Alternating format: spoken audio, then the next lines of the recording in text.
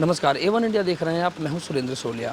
आज हम मौजूद हैं मिरचोनी गांव में, जहां पर अभी गत दिनों एक घटनाक्रम हुआ और जिसमें एक जो व्यक्ति है वो घायल हुआ, जिसे गंभीर अवस्था में अलवर रेफ़र किया गया और अलवर के बाद उन्हें जयपुर रेफ़र किया गया। आज ये जानकारी आई है कि आज उन्होंने उपचार के दौरान दम तोड़ दिया। आपको बता दें, ये मिरचोनी गाँव है। आप मेरे पीछे ये गली और जो रास्ते हैं वो देख रहे होंगे। ये गली और रास्ते आज अपने आप बयां कर रहे हैं कि यहाँ पर कोई बड़ी घटना हुई है। A1 इंडिया ये दरख्वास्त करता है कि समाज में रहकर अगर आपस में कोई वाद विवाद या तू मैं भी अगर हो जाए तो उसको बात के द्वारा सुलझाया जाना चाहिए। खून खराबे तक की नौबत नहीं आनी चाहिए। आपको बता दें, ये वो जगह है जहाँ पर घटना के दिन ये घटनाक्रम हुआ और यहाँ ये दुकान बताई जाती है जिस दुकान पर वो पूरा घटनाक्रम हुआ। ये वो दुकान है और ये वो पूरा रास्ता है। घटना के लिहाज से आपको बता दें कि पुलिस बल वगैरह जो है वो तैनात किया गया है और आज जब जैसे ही उपचार के दौरान मौत की सूचना आई तो गांव में सन्नाटा है। गांव का माहौल आप देख सकते हैं। एक बार फिर से A1 इंडिया निवेदन करता है, दरख्वास्त करता है कि अगर आपस में गांव में वाद विवाद या तू मैं जैसी स्थिति अगर हो जाती है तो प्रयास करें कि बात से निपटाएं। खून खराबे तक बातचीत न आ पाए, ये अच्छे समाज और अच्छे व्यक्तित्व की पहचान होती है। ये अरशद है जो मेरा भाई है। तो ये आज से 3-4 दिन पहले जो हमला हुआ है तो मैं घर पे ही था, मेरे घर वाले घर पे ही थी, अरशद भाई घर पे ही था। तो वो आए 5-6-7 लोग आए और उन्होंने ताबड़तोड़ उस पर गोलियाँ चला दिया। आने के जैसे हमें गोलियों की आवाज़ आई, हम बाहर गए और हमें भी धमकाया, हमारे में ही गोलियाँ चलाई। हम छिप के जान बचाई। फिर भाई है, चाचा का लड़का एक सद्दाम, तो वो इधर से उसने भी देखा, उनके वो भाग के गया। उसने हथियार देखे सबके पास, हमने भी हथियार देखे उन सबके पास। भाई के गोलियों से छलनी कर रखा था। तो फिर हम उनको लेके गए। हमने FIR दर्ज करवाई। पहले से भी 9-10 FIR जमा करवा रखी हैं। कानूनी कार्रवाई कुछ नहीं हुई हमारे साथ। मतलब अत्याचार ही हो रहा है जब से हम कर रहे हैं इसको। जब भी FIR जमा कराते हैं तो कुछ नहीं करते। एक कॉल रिकॉर्डिंग भी है हमारे पास जिसको हमने थानेदार साहब को भी दिए, लेकिन उस पर भी, उसमें कॉल रिकॉर्डिंग में भी यही है, अगर तुमने किसी भी तरह की कोई वो करा तो आपको गोली मार देंगे। ये किन्होंने कहा? ये भाई से कहा था हाकम ने। कॉल रिकॉर्डिंग है हमारे पास, सब कुछ है और ये FIR है, सब हमारे पास हैं। तो उनके पास सब है थाने में, लेकिन कोई कार्रवाई नहीं हो रही हमारे।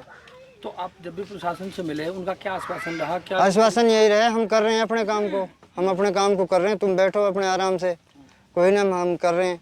अब हमारे कुछ आदमी का ऐसा नाम दर्ज कर रखा है जिन्हों को पकड़ने के लिए पुलिस ने टीम गठित कर रखी है। वो फरार हुए हैं खामे खां, कोई मतलब नहीं है उनका। हम अपने भाई के साथ हैं। कोई अलवर है, कोई टपुगड़ा है, कोई जयपुर गया हुआ है। सब अपने काम में लगे हुए हैं और उनको पुलिस पकड़ने में लगी हुई है। लगभग जितने आपने FIR दर्ज कराई उन पे किसी में कार्रवाई हो पाई? किसी में भी कोई कार्रवाई नहीं हुई। तो आपने प्रशासन को कितनी बार बताया कि आपको इस तरह की धमकी आ रही है, इस तरह की परेशानी आ रही है? एक 9 FIR है, 10-20 बार तो उनसे बोल रखा है हमने। तो इस घटनाक्रम के बाद में अगर बात करें तो क्या माहौल है? और जो आपके भाई है मृतक, हाँ, तो उनका जो शव है बुलाया जा रहा है, तो इसके बाद अगर कोई आपका मशवरा हुआ हो, कोई फैसला हुआ हो, तो क्या आगे की तैयारी है? मशवरा तो एक हमें अभी बड़ा बूढ़ा हमारे जो हैं भाई है वो सब करेंगे और वो फिर जैसे वो रखेंगे, जैसे हम उनके साथ हैं वो हमारे साथ हैं, उन पर निर्भर रहेगी। आरोपियों की बात करें, किस तरह का उनका माहौल है? क्या उनका माहौल तो उनका ये अत्याचार पर अत्याचार करी जा रहे हैं। सब उनके पास हथियार हैं, हथियारों से सबको ही धमकी देते हैं, पूरे गांव में धमकी देते हैं। वो तो किसी की नहीं मानते। इससे पहले भी इस तरह की वारदात कई बार हो चुकी है। तो क्या आप मांग करते हो प्रशासन से इस तरह के लोगों? मांग तो अभी देखो, जो है हमारे बड़े बुजुर्ग भाई हैं जो, वो सभी बताएंगे। अभी हम इसके बारे में कोई चर्चा नहीं कर रहे। धन्यवाद। घटनाक्रम ये है साहब, मेरा भतीजा है अरशद है जो, ये 23/9 की बात है, 3:30 बजे की। और इन आदमियों ने आके नहीं इस पे गोलियां चला दी और हमारे जब ये बच्चे वहाँ घर पे थे, इनको पता लगा, सीरियस हालत में ये हॉस्पिटल लेके गए इनको। उससे पहले हमने तकरीबन 9 या 10 रिपोर्ट दे रखी है इनके खिलाफ़। SHO साहब, प्रशासन से भी हमने कहा था, सब इसमें थोड़ा एक्शन लो। आज तक किसी प्रशासन ने किसी भी तरीका का कोई इसमें वो नहीं रखा कि भाई कोई कार्रवाई करें आगे के लिए। अब्बास जी क्या कहना चाहेंगे आप कि अगर प्रशासन ने समय रहते कार्रवाई की होती तो शायद आज ये घटना नहीं होती। बिल्कुल सच है सब, ये हमारा भतीजा हमारे सामने होता अगर प्रशासन इसमें उचित कार्रवाई करके नहीं और न्याय की बात करता तो ऐसी स्थिति में जिन अधिकारियों ने इस पर संज्ञान नहीं लिया, समय पर कार्रवाई नहीं की, उनके खिलाफ क्या आप मांग करते हैं? उनके साथ सब कार्रवाई होनी चाहिए उनके ऊपर। आधा से ज़्यादा क्या सब सारा ही रुक जाता। 2019 में भी इनने मर्डर कर रखा है, 2019 में मर्डर कर रखा है, अब ये दूसरा कर दिया। बच्चों को हथियार, इतने इतने बच्चों को, छोटे छोटे बच्चों को हथियार दे रखे हैं। तो सब पुलिस को तो कार्रवाई करनी थी, प्रशासन की जिम्मेदारी बनती थी।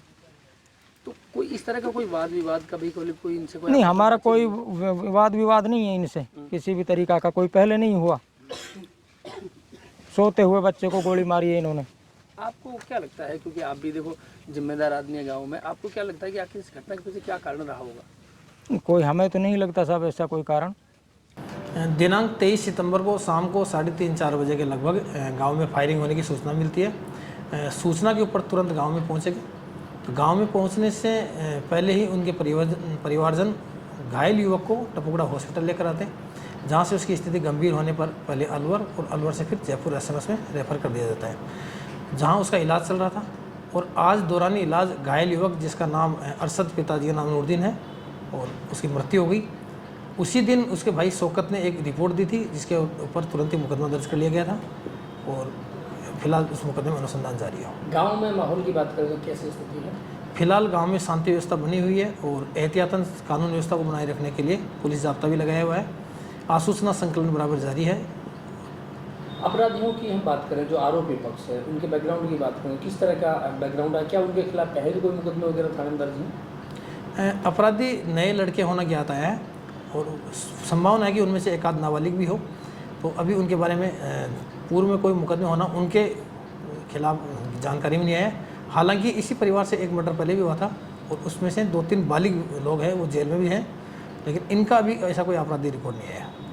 तो जो मृतक है, क्या उनके साथ किसी की वाद विवाद या कोई तू में किसी तरह की रंजिश पूर्व की थी कोई? इन आरोपियों से पूर्व में कोई छोटे मोटे झगड़े हुए थे, लेकिन ऐसी कोई बड़ी स्थिति की जानकारी नहीं आई।